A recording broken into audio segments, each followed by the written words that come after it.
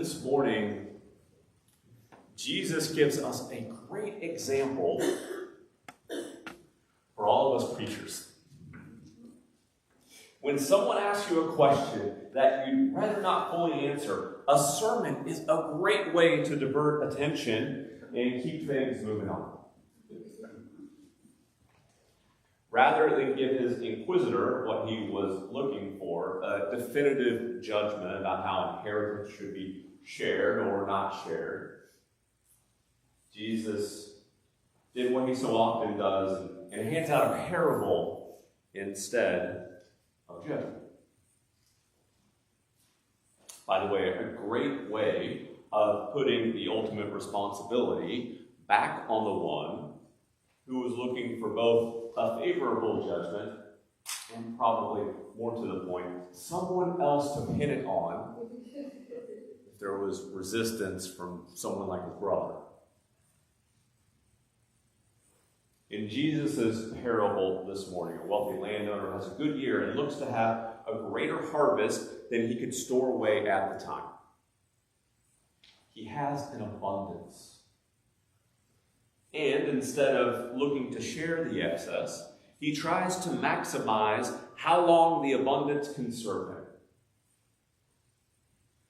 Then, before he can enjoy any of the spoils of this abundant harvest, the landowner dies.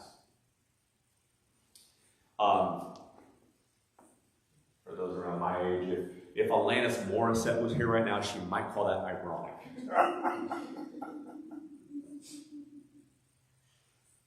On the surface, our gospel looks to be about avoiding grief, even excess wealth. But I think if we dig a little further, we can find the elements of the two greatest commandments that Jesus highlights all throughout his time on earth. Love God and love your neighbor. To start off with the neighbor piece, it jumps right out at us. Here we have someone who was already noted as being rich, and on top of the wealth that he'd already accumulated, he was in a situation where he couldn't even contain this additional windfall. In response, he didn't seek to help, to serve, to love his neighbor. Instead, he sought to hold on to as much of the wealth as he could for as long as he could. I'd note here too, Jesus doesn't seem to call out the landowner for being rich. But instead the sin here is twofold. He doesn't help others. And he does not seem to have anything that would resemble what we would call a healthy idea of what is enough. And I think that is a sin that our particular time and society seems to be really comfortable in indulging in. Again, I'll call out here, Christ doesn't call out the landowner for having enough resources for himself or his family to be comfortable, presumably even having enough for some luxury. The sin comes back to not seeing his neighbors as himself, in not seeking to bless others as he has been blessed.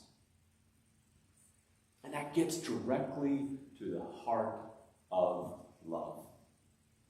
Love grows and can grow exponentially when it is shared. However, when love and blessings are only received and not shared, the landowner and any of us who do the same, we wall ourselves off from the true power of that love. Instead of furthering and deepening our connectedness as children of God, we push aside others for our own desires. The abundant harvest should have been a blessing throughout the community. Instead, the landowner sought to literally wall it off by building bigger barns. throughout our lives, we too will have opportunities to bless our communities and God's children all throughout the world. And if we have a healthy notion of what is enough for ourselves, then we're more likely to lean into that spirit of sharing and giving. Not only that, but I would suggest to us that when we do have a healthy notion of enough in our lives, it also frees us up from any guilt or second guessing when we do enjoy the blessings and opportunities that we receive throughout our life. There is no shame or guilt in enough. That only exists when we separate ourselves from the greater body of Christ. And by the way, that also gets to loving God. If we love God, truly love God, then we will also put our full trust in God. Which is to say that we will trust in God even over our own selves.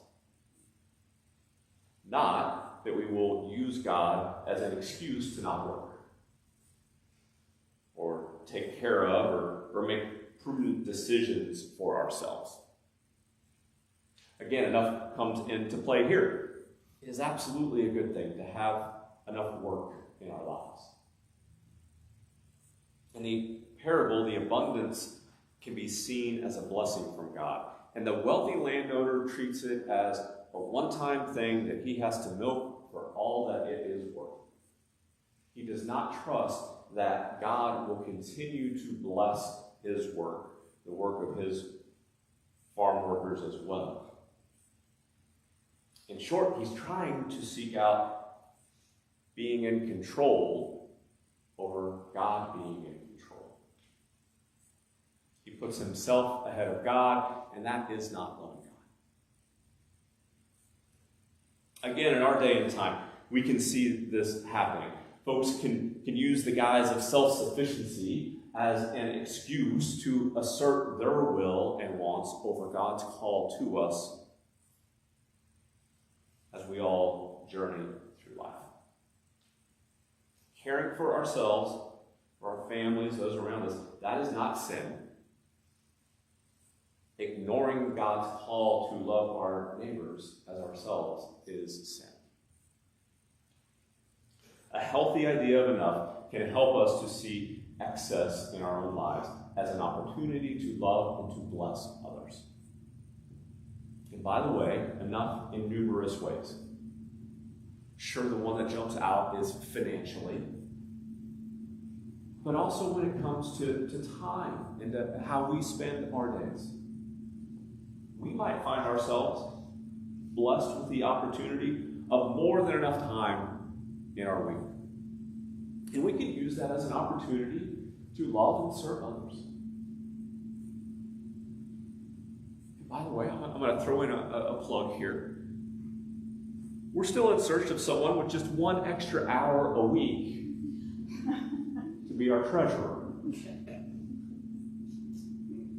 With the grandchild really close to being here, Angie is just about to run out of any idea of what enough time is.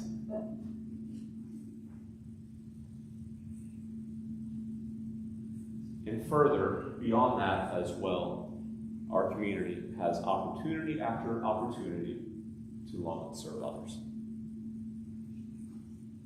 When we have more than enough, let us share generously. This morning, a wealthy landowner seeks to hold on to excess as much as possible. Instead, he neither gets the opportunity to share or enjoy it. I pray that in our parable today that we see God's call for us to all love both God and our neighbor. I pray that we lean into the power of love by sharing rather than hoarding. And I pray that we seek out God's wisdom of enough, and that will permeate our lives. We are blessed, let us bless, and as we are loved,